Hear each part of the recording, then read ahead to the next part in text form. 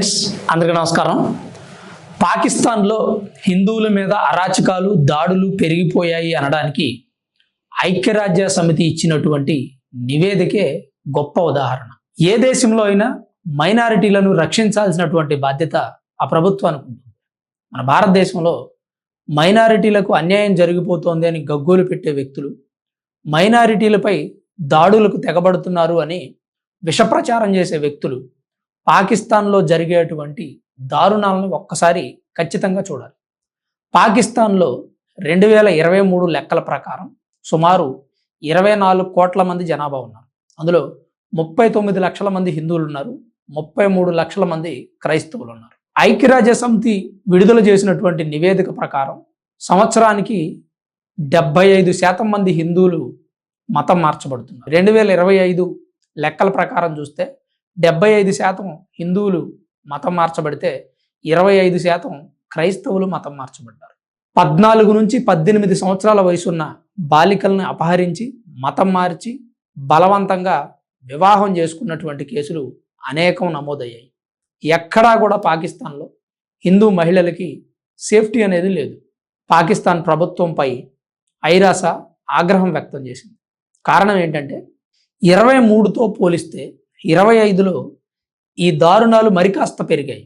సాధారణంగా గత సంవత్సరం కంటే ఈ సంవత్సరం క్రైమ్ రేటు తగ్గాలి. అలా తగ్గితేనే ప్రభుత్వం చర్యలు తీసుకుంటున్నారు. కానీ క్రైమ్ రేట్ పెరిగిందంటే దాని అర్థం ఏంటి? ప్రభుత్వం చర్యలు తీసుకోవట్లేదని అర్థం. హిందువుల్ని మతం మార్చడానికి, క్రైస్తవుల్ని మతం మార్చడానికి అక్కడ జిహాదీలు తెగబడుతుంటే వారిని ప్రభుత్వం కట్టడి చేయలేకపోతుంది. జెనీవాలో ఐక్యరాజ్య సమితి హై కమిషన్ మానవ హక్కుల కార్యాలయంలో ఐక్యరాజ్య సమితి ఈ నివేదికను విడుదల చేసింది. ఒకసారి మనం చూసినట్టయితే భారతదేశంలో ఇలాంటి పరిస్థితి ఉందా? ఎందుకు మరి ఇక్కడ ఉన్నటువంటి కొంతమంది సోకాల్డ్ పీపుల్ మైనారిటీ వర్గాల మీద దాడులు జరుగుతున్నాయి అని చెప్పి నిత్యం సోషల్ మీడియాలో పోస్టులు చేస్తూ ఉన్నారు. ఐక్యరాజ్య సమితి పాకిస్తాన్ ప్రభుత్వం మీద ఆగ్రహం వ్యక్తం చేసే స్థితికి తీసుకొచ్చుకున్నారు పాకిస్తాన్ వాళ్ళు. కారణం ఏంటంటే అక్కడ మైనారిటీలకు వాల్యూ లేదు. వారు స్వేచ్ఛ స్వాతంత్రాలను ప్రశాంతంగా అనుభవించలేరు. ఎక్కువగా సింధు ప్రావిన్స్లో నివాసం ఉండేటువంటి మైనారిటీ వర్గాలకు సేఫ్టీ లేకపోవడానికి ముఖ్య కారణం ప్రభుత్వం తీసుకునేటువంటి నిర్ణయాలు, అక్కడ జిహాదీలు. పాకిస్తాన్ విభజించబడిన సందర్భంలో 25% హిందువులు ఉండేవాళ్ళు అక్కడ. మరి ఈరోజు ఎందుకు లేరు? వాళ్ళంతా ఏమైపోయారు? ఇలా మతం మార్చి, అంటే 14 సంవత్సరాల నుంచి 18 సంవత్సరాల వయసున్న బాలికల్ని మతం మార్చి వివాహం చేసుకోవడం ద్వారా వారి తర్వాతి తరం అంతరించిపోతుంది. హిందువులు అనేవాళ్ళు లేకుండా పోతారు. అలా హిందూ జనాభాని తగ్గించడానికి పాకిస్తాన్లో ఉన్న వ్యక్తులు నడుం కట్టారు. హిందువుల్ని, క్రైస్తవుల్ని మతం మారుస్తూ అమాయకులైన ఆడపిల్లల్ని బలవంతంగా అపహరించి వారిని పెళ్లి చేసుకుంటూ వారి మీద అత్యాచారాలకు తెగబడుతూ ఇంత అరాచకం సృష్టించినా సరే అక్కడ ప్రభుత్వం వారి మీద కేసులు పెట్టదు, శిక్షించదు. మన దగ్గర మైనర్ బాలికల్ని వివాహం చేసుకుంటే ఎలాంటి శిక్షలు విధిస్తుంది మన ప్రభుత్వం? ఒకవేళ మతం మార్చి మతానికి సంబంధించిన విషయం అయితే మన చట్టాలు ఎంత కఠినంగా ఉంటాయి, మన న్యాయ వ్యవస్థలు ఎంత కఠినంగా వ్యవహరిస్తాయి. ఒక్కసారి నేరం రుజువు అయితే పరిస్థితి ఎలా ఉంటుంది? నేరం రుజువు అవ్వక తప్పించుకున్న వారి విషయం గురించి నేను మాట్లాడట్లేదు. నేరం రుజువు అయ్యి వారికి శిక్ష పడితే పరిస్థితి ఎలా ఉంటుందో ఒకసారి ఆలోచించండి. ఇదే పరిస్థితి పాకిస్తాన్లో కొనసాగినట్టయితే ఈరోజు మతం బలవంతంగా మార్చి వివాహాలు చేసుకుంటున్న వారిలో 75% మంది హిందువులు, క్రైస్తవులు ఎందుకుంటారండి? మైనారిటీ వర్గాలకు భారత్లో ఉన్నంత సేఫ్టీ మరెక్కడా లేదు అని చెప్పడానికి పాకిస్తాన్ ఉదంతమే గొప్ప ఉదాహరణ. ఇప్పుడు గతంలో ఒక ఐఏఎస్ ఆఫీసర్ చెప్పినట్టు భారతదేశంలో మాత్రమే ముస్లిమ్స్కు సేఫ్టీ ఉంది, మరి ఎక్కడా లేదు అని.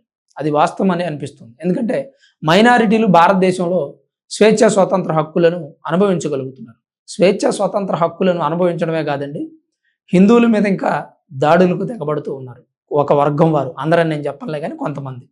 ఎగ్జాంపుల్, ఆకివీడులో రామాలయం కడుతుంటే వద్దని అడ్డుకోవడం.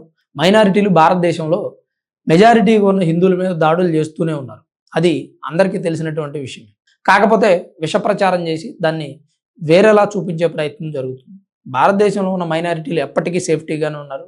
వాళ్ళకు వచ్చినటువంటి ఇబ్బంది ఏమీ లేదు. ఎక్కడైనా అడపదడప 1-2 చిన్న చితక కార్యక్రమాలు జరుగుతూ ఉంటాయి. అవి హిందువుల మీద కూడా జరుగుతూ ఉన్నాయి.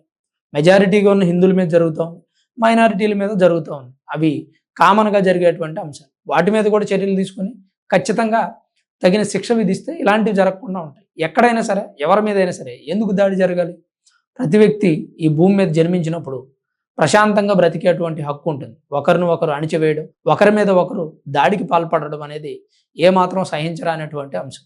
ఫైనల్గా నేను చెప్పాలనుకున్నది ఏంటంటే, భారతదేశంలో పాకిస్తాన్లో ఉన్నటువంటి పరిస్థితి ఇక్కడ లేదు. మైనారిటీలకి సేఫ్టీ ఉంది. మైనారిటీలు ప్రభుత్వం నుంచి వచ్చేటువంటి అన్ని హక్కులను అనుభవించగలుగుతున్నారు. మైనారిటీలు ఎక్కడా కూడా వివక్షకు గురవడం లేదు అనేది ముఖ్యమైన అంశం. మరి పాకిస్తాన్లో ఉన్నటువంటి పరిస్థితిని మీరు విన్న తర్వాత భారతదేశంలో మైనారిటీలకి అలాంటి పరిస్థితి ఉందని మీరు భావిస్తున్నారా లేదా అనేది కామెంట్ రూపంలో తప్పకుండా రాయండి. ఈ వీడియో చివరి వరకు చూసిన మీ అందరికీ పేరు పేరున ప్రత్యేకించి ధన్యవాదాలు.